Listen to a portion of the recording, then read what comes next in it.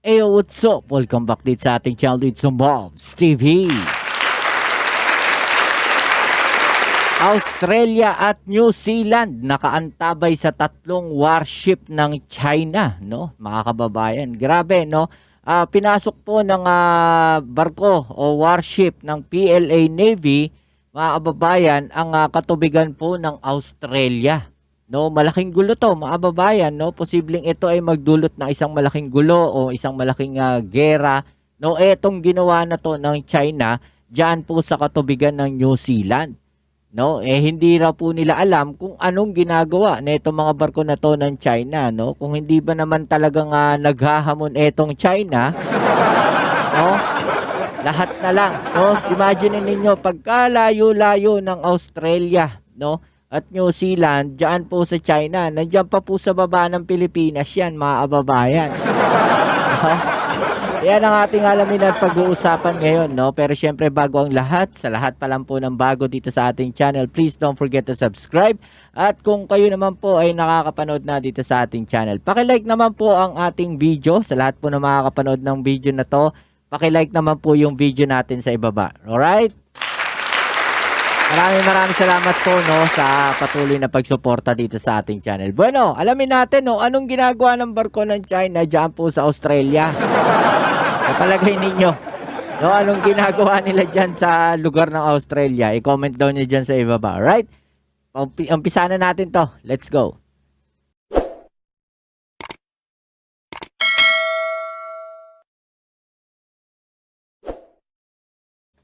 Isang flotilya ng People's Liberation Army Navy o PLAN ang unang nadiskubre ng Australian Defence Force o ADF na naglalakbay sa east coast ng Australia noong nakaraang linggo. No, grabe, no, ang layo na niyan, no, sa China, mga kababayan. Anong ginagawa ng barko na yan ng PLA Navy diyan, no?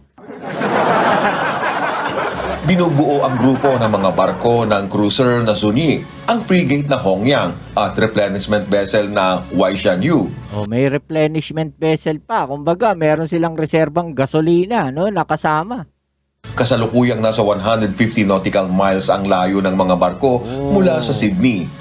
Nasa labas ito ng territorial waters ng Australia, subalit pasok na sa exclusive economic zone ng bansa. Diba? Bagamat nakasang-ayon sa international laws ang ginagawa ng China, tiniyak ni Deputy Prime Minister at Defense Minister Richard Marles na babantayan ng Australian military ang bawat galaw ng mga barko. Ito ang problema, mga kababayan, no. Masyadong inaabuso ng China, mga kababayan, yung pong tinatawag na freedom of navigation. Masyado nilang inaabuso yan, no. Sa tingin ko, no, sinusukatan nila kung gaano kalayo itong Australia, no, kung ano yung strategy na pwede nilang gawin, no, ano yung strategy na dapat nilang gawin kung sakaling magkaroon ng kaguluhan. No, kasi isa yung Australia sa sumusuporta sa Pilipinas. Kung magkaroon ng kaguluhan diyan po sa West Philippine Sea, no, may gawin silang hindi maganda diyan sa South China Sea, 'di ba? So, at least alam nila kung ano yung gagawin nilang strategy papasok, no, dito po sa Australia. At ito po masasabi ko, posibleng naghahanda na talaga sa gera etong China. No, may plano to. May binabalak na masama tong China, mga kababayan. Dahil sa ganyan mga ginagawa nila, no. Kung ikaw ba naman walang plano, no, na masama o wala kang binabalak na masama, bakit ka pupunta diyan sa lugar na 'yan? 'Di ba? Una-una, hindi ka naman cargo ship, no? Ito po ay PLA Navy, mga kababayan. Navy ship po, no? Ito nga pumunta diyan po sa katubigan ng Australia. No, mga warship po 'yan, mga kababayan, no? So posibleng may nag-i-strategize na itong China, no, sa kanilang masamang balak.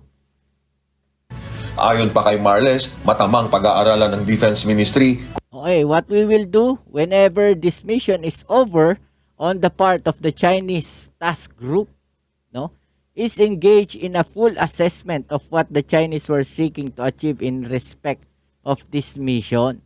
No, ito nga nirerespeto nila, no, yung ginagawa ng China, 'di ba? Pero grabe, mga kababayan, no, yung ginagawa na yan ng China na kung saan-saan na sila umaabot. Imagine ninyo yun, ang layo-layo na ng Australia, pinuntahan pa nila. kung ano ang plano ng misyon ng China at sinasabing bagamat hindi ito ang unang pangyayari, ito ay unusual o hindi inaasahan. Samantala, nakabantay din sa insidente ang New Zealand military sa pakikipagtulungan sa Australia. Ayon kay New Zealand Defense Minister Judith Collins, wala silang natanggap na abiso mula sa China kung ano ang ginagawa ng mga barko sa rehiyon. Diba? So wala silang wala silang pakialam. Diba? Hindi kasi sila marunong ng English. Minsan mapapaisip tayo, no? Hindi ba talaga marunong mag-English tong mga Chinese na to? O sadyang hindi nila iniintindi, no? Siguro utos sa kanila, pag kinausap kayo ng English, kausapin nyo rin ng kausapin nyo ng Chinese. Diba? We have not been informed by the Chinese government why this task group has been deployed into our region. We have not been informed what its future plans are. So hindi raw sinabi ng China, no, kung anong ginagawa ng mga barko nila doon po sa katubigan na yan, no, ng Australia at ng New Zealand, 'di ba? Gayun din kung ano ang plano nito sa hinaharap. Sa kabilang banda, kinontra ni Shadow Defense Minister Andrew Hastie ang pahayag ng pamahalaan at sinabing hindi lamang unusual ang insidente, kundi hindi humihila pa ng galit. Tama. Tama naman, no? Humihila ng galit 'yan, no? At tila may masamang balak talaga tong China, no? In the near future, mukhang balak na ito talagang parang alam niyo yung nangyari sa sa pangalawang digmaan, pandaigdig. 'Di ba? Ang nangyari doon gusto magsakop, no, ng mga kalupaan. No, ito sa nakikita natin, parang ganun din yung balak na itong China, no? Palawakin yung kanyang teritoryo, hamunin ang buong mundo. No? Yun siguro yung binabalak na itong China, no? Inumpisa niya sa South China Sea. Okay? Hanggang lumalayo na siya. 'Di ba? Baka pati yung South Pole sakupin na rin nila. At sa isa pa nating balita, mga babayan, no, etong di umanong paglapit nga, no, ng chopper ng China diyan po sa mga barko ng BIFAR. No, sinasabi po ng Philippine Coast Guard na posible raw mauwi po sa isang malaking trahedya. No? Itong ginawa na to ng Navy chopper, no, ng PLA. Alamin natin ang mga balita, mga babayan, no. Ryan, bakit kailangan na ang pag-uusap ng mga claimant country sa South China Sea? Monica, ayon kay Professor De Castro, maaari kasing matuto sa karanasan ng bawat isa at maaaring magtulungan gaya ng bansang Taiwan na matagal nang nasa ilalim ng gray operation ng China. Matinding trahedya sana ang kinauwian ng ginawa ng Chinese PLA Navy chopper na paglapit ng 3 metro sa eroplano ng Bureau of Fisheries and Aquatic Resources kahapon. Grabe 3 metro? Talaga? Delikado yun, mga kababayan, no? Dahil pagka hindi sila natansya, no, ng barko ng BIFAR, posibleng sumabit sila. No? At posibleng may mamatay talaga. No, hindi lang sa parte ng Pilipinas, baging yung pilot na itong chopper na to, no? Posibleng ganoon. No, so hindi talaga tama itong ginagawa na to ng China, mga babayan, dahil sila mismo, no, ang gumagawa ng dahilan para magkaroon ng malaking kaguluhan, no, diyan po sa West Philippine Sea. No, diyan po sa South China Sea. Sila baga yung pilit na nagsisindi ng mitya. Diba? Sila, mga kababayan. Hapon, ayon kay PCG spokesperson for the West Philippine Sea, Commodore J. Tariela.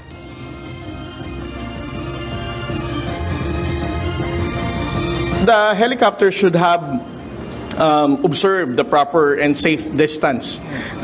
Dahil alam naman natin how dangerous it will be. Konting banggaan lang, no? With that konting mishap lang, mga babayan, no? Trahedya talaga 'yan. May mamamatay talaga, no, doon sa ginawa na 'yon ng chopper ng PLA Navy. Delikado po 'yun. At ang mangyayari niyan, tayo pa masisisi diyan. No, dahil i-insist nila kung ano yung sinasabi nila, yung claim nila, no, diyan po sa territorial waters natin.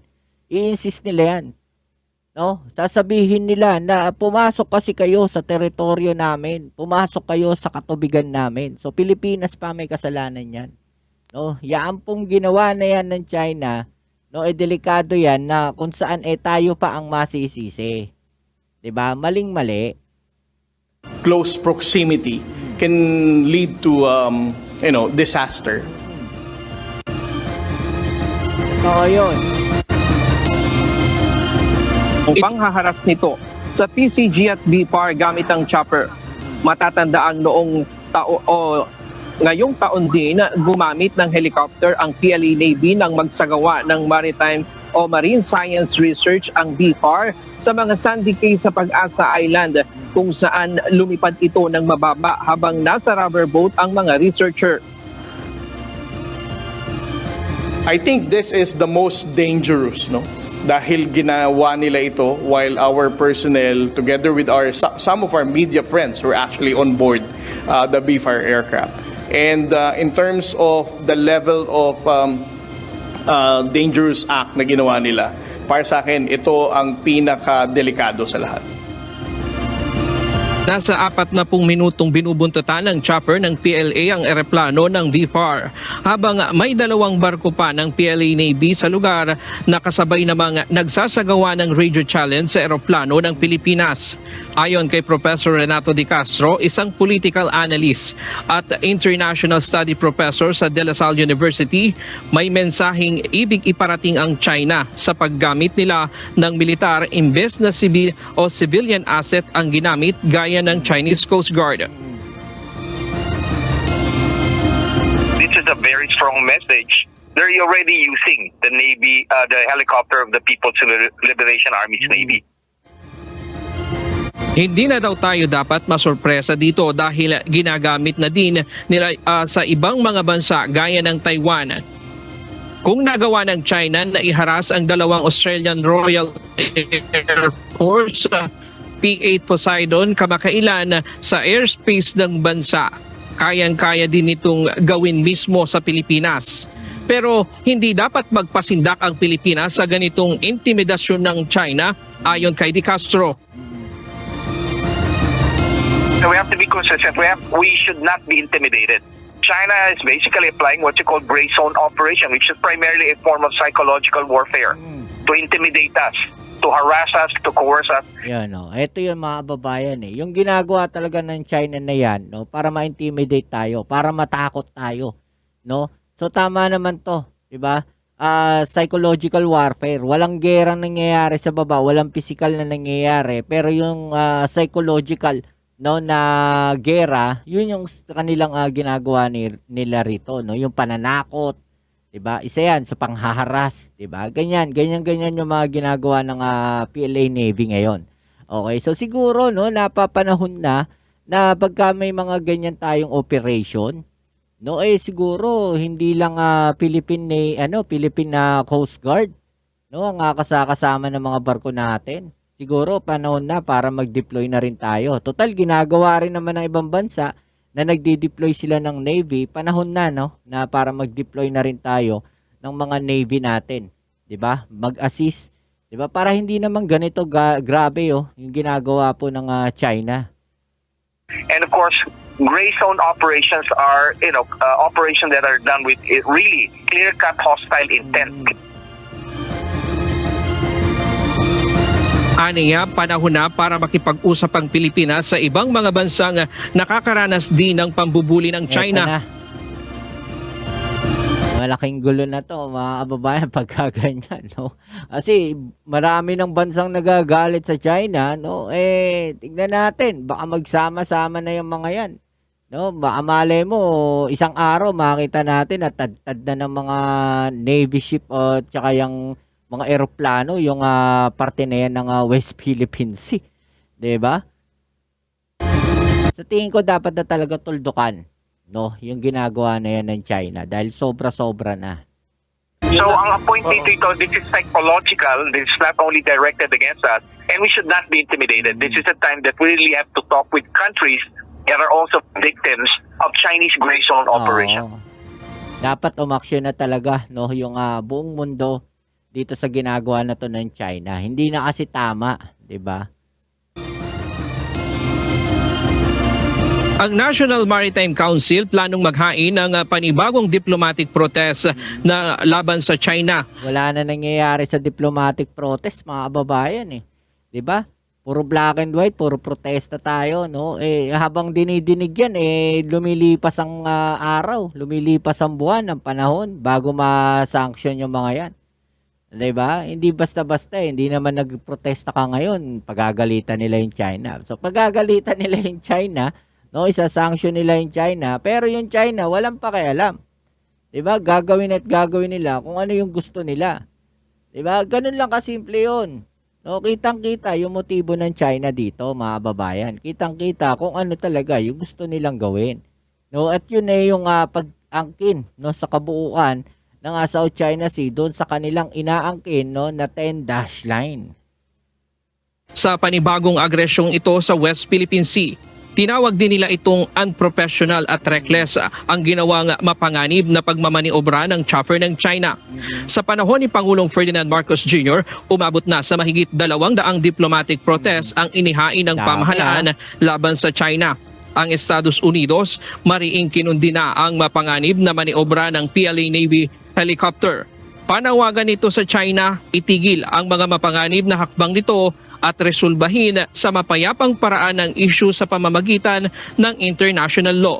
Sabi naman ng China, pumasok daw ang eroplano ng DPAR sa kanila umanong airspace nang walang paalam sa kanila. At yan muna ang latest You know, 'di ba? Sabi sa inyo tayo pa masisisi diyan. Sinasabi ko sa inyo, tayo pa masisisi diyan. At saka yung mga ibang eroplano na pumapasok sa airspace daw, di umano, no, ng China. 'Di ba? Ganun sila, 'di ba? Imbis na sila na yung mali, no, sila pa yung galit. Okay?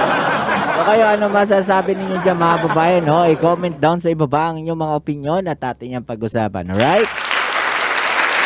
So yan, muli maraming salamat sa lahat ng mga patuloy na kasuporta dito sa ating channel. And please, no, request ko lang po, please don't forget to subscribe. Paki-like po ang ating video at comment down dyan sa ibaba. Alright, kita-kits tayo sa ating next video upload. Ito muli ang inyong Kuya Mobs, it's on Bobs TV. Peace. ML.